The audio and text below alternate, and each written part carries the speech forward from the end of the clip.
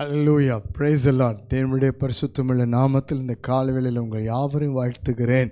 கர்த்தருடைய வார்த்தை ஆசீர்வாத மன்னா மூலமாக மீண்டும் இந்த காலவேளையில் உங்களை சந்திப்பதிலே மகிழ்ச்சி அடைகிறேன். தேவனுடைய வார்த்தைக்காக நாம் காலவேளையிலே காத்திருப்பது நல்லது. காலைதோறும் அவருடைய கிருபை புதிதாக இருக்கிறபடினால் அவருடைய வார்த்தையும் ஆசீர்வாதமும் புதிதாக இந்த நாள் முழுவதுக்கும் நமக்கு பெலனாய் உள்ளது, ஆசீர்வாதமாய் உள்ளது. தடைகளை மாற்றுவார், நமக்காக தேவன் யுத்தம் பண்ணுவார், நம்முடைய காரியங்களை அவர் மேற்போட்டு கொள்ளுவார். மனம் கலங்காமல், சோர்ந்து போகாமல், பயந்து இருக்காமல், எப்பேற்பட்ட சூழ்நிலையில் மத்திய வார்த்தையிலே நம்முடைய வாழ்க்கையை ஒப்பு கொடுப்போம். நிச்சயமாக தேவன் உங்களை ஆசீர்வதிப்பார். அல்லேலூயா. நேற்று வரைக்கும் உங்கள் சூழ்நிலையில் எல்லாவற்றையும் நீங்கள் மறந்து விடுங்கள். இந்த காலவேளையிலே கர்த்தருடைய தீர்க்கமான வார்த்தையை பாருங்கள். உங்களுக்காக பேசுகிற வார்த்தை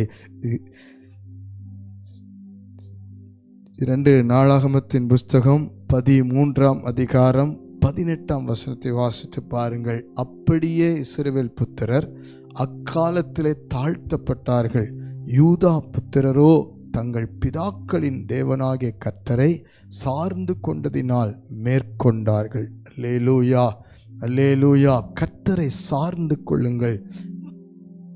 கர்த்தருடைய ஜனமாகிய யூதா புத்திரருக்கும் இஸ்ரவேல் புத்திரருக்கும் யுத்தம் நடந்து கொண்டிருந்தது. காரணம், தேசம் 2ஆய் பிளந்து போன சூழ்நிலையிலே ஜனங்கள் தாங்கள்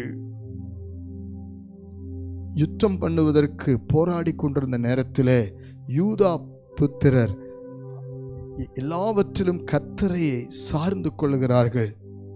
முதலாவது கர்த்தரை குறித்த ஒரு விசுவாச உறுதியை அவர்கள் சொல்லுகிறார்கள். 10ஆம் வசனத்திலே, எங்களுக்கோ கர்த்தரே தேவன், நாங்கள் அவரை விட்டு விலகவில்லை. எனக்கு பிரியமானவர்களே, நாம் கர்த்தரை சார்ந்து கொள்வதென்றால் முதலாவது அவரே தேவன், அவரை விட்டு விலகாமல் இருக்கும்படி நாம் எந்த சமயத்திலும் யுத்தத்தின் மத்தியில் அவரை நாம் விட்டு விலகாமல் அவரை சார்ந்து கொள்வோம். அதோடு கூட பாருங்கள், 2வது அவர்கள் சொல்லுகிறார்கள் 12ஆம் வசனத்தில், இதோ தேவன் எங்கள் சேனாதிபதியா எங்களோடு கூட இருக்கிறார். நம்பிக்கை. ஹல்லேலூயா. யுத்தங்கள், பிரச்சனைகள், போராட்டங்களை கண்டு கலங்காதிருங்கள். ஆண்டவர் மேல் நம்பிக்கையாயிருங்கள். வேலை ஸ்தலத்திலே, குடும்பத்திலே, ஆவிக்குரிய வாழ்க்கையில, ஊழியத்திலே யுத்தம் உண்டு, வாழ்க்கையில யுத்தம் உண்டு. ஆனால் கர்த்தர் மேல் நம்பிக்கை வரும்பொழுது யுத்தத்தின் நிலைமை மாற்றி விடுவார். காரணம், கர்த்தர் நம்மோடு இருக்கிறார். பாருங்கள், இந்த யூதா புத்திரர் திரும்பி பார்க்கிற பொழுது முன்னும் பின்னும் யுத்தம் நடக்கிறதை கண்டு கர்த்தரை நோக்கி கூப்பிட்டார்கள். ஆசாரிகள் பூரிகை ஊதினார்கள். ஜெபத்தையும் துதி சத்தத்தையும் குறிக்கிறது. ஆண்டவரை நோக்கி கூப்பிடுகிற ஒரு நேரம் இது. ஆண்டவரை நோக்கி பார்க்கிற ஒரு காலம் இது. எல்லா சமயத்திலும் யுத்தம் உண்டு, ஆனால் எல்லா சமயத்திலும் கர்த்தர் நமக்கு துணையாக இருப்பார். அல்லேலூயா. இப்பொழுது ஜெபிக்க போகிறோம். நீங்கள் ஒவ்வொரு காலகட்டத்திலும் எந்த யுத்தத்தின் நடுவிலும் கர்த்தரை சார்ந்து கொள்ளுங்கள், பயப்படாதிருங்கள். இப்பொழுது ஜெபிக்க போகிறோம். கர்த்தரிடத்திலே ஒப்பு கொடுங்கள். நீங்கள் யாரோடும் யுத்தம் பண்ண வேண்டாம். கர்த்தரை சார்ந்து கொள்ளுங்கள். அவரை விட்டு விலகாதிருங்கள்.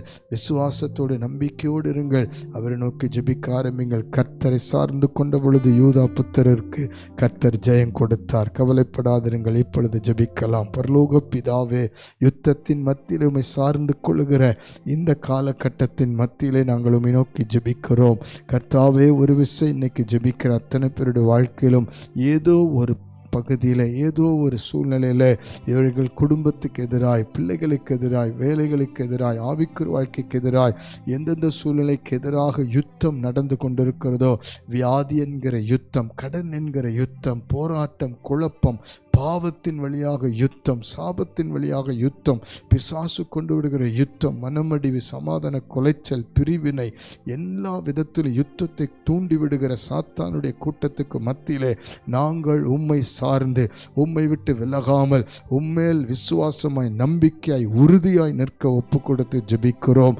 உம்மை நோக்கி பார்த்து ஜெபிக்கவும், துதிக்கவும், ஆராதிக்கவும் ஒப்பு கொடுக்கிறோம். இந்த காலை வேளையில் ஜெபிக்கிற அத்தனை பேருடைய வாழ்க்கையிலும் உம்மை சார்ந்து கொள்ளுகிற மனதை கொடுத்து நீர் இவர்கள் ஒவ்வொருவரையும் தனித்தனியாய் பெயராய் குடும்பமாய் ஆசீர்வதிப்பீராக. இப்பொழுது யுத்தத்தின் வல்லமை இறங்கட்டும். வியாதி படுக்கை என்ற யுத்தம் மாறுவதாக. மேற்கொள்ளுகிற வல்லமை தாரும். பிசாசின் யுத்தங்களை கர்த்தர் முறித்து போட்டு அவனை மேற்கொள்ளுகிற வல்லமை தாரும்.